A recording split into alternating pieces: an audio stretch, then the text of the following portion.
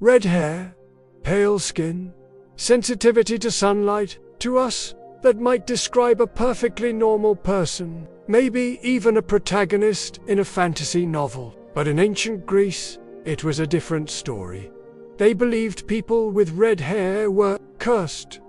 Not just unusual, they thought redheads came back as vampires. Why? What did the Greeks really believe about the undead? And how did redheads get caught in the middle of this ancient superstition?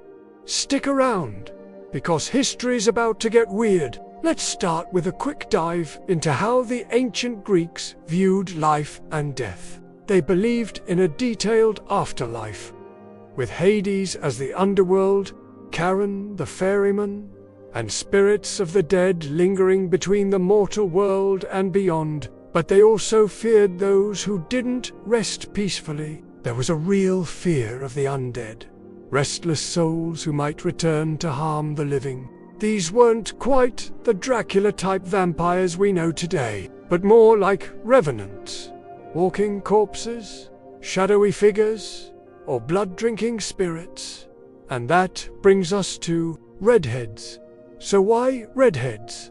In ancient Greece, red hair was incredibly rare. Most Greeks had olive skin, dark eyes, and dark hair. So when someone popped up with pale skin, freckles, and fiery red hair, they stood out a lot.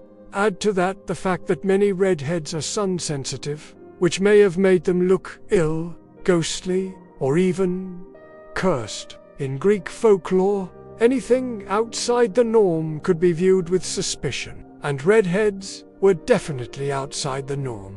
Worse still, redheads often came from northern tribes, like the Thracians, Celts, or Scythians, peoples the Greeks considered barbaric, violent, and mysterious. So, the combination of unusual appearance, foreign origins, sensitivity to sunlight created the perfect cocktail of ancient suspicion. Now, let's look at what the Greek vampire myth actually looked like. The Greeks had creatures called vrikalochus, undead beings who returned from the grave to haunt the living. They drank blood, stalked at night, and were believed to be cursed souls or people who had sinned in life.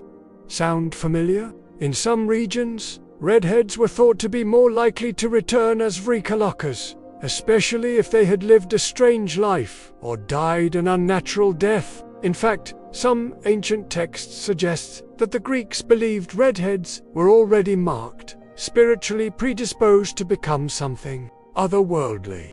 It wasn't a widespread religious law, but more like a superstition that took hold in some regions. The fear of the undead was very real, or with iron stakes through the chest to keep them from rising. Archaeologists have found graves in ancient Greece where bodies were buried with rocks pinned over their limbs.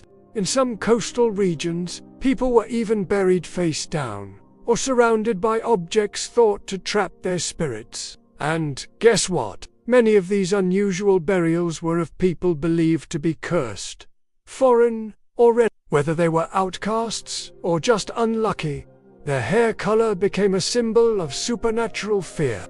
Imagine living your life with a target on your back, just because of how you looked. Today, we know red hair is caused by a genetic mutation in the MC1R gene, and it likely originated in Europe thousands of years ago. But in the ancient world, there was no such thing as genetics, only fear of the unknown, and the unknown was scary. From the Greek point of view, redheads just didn't make sense.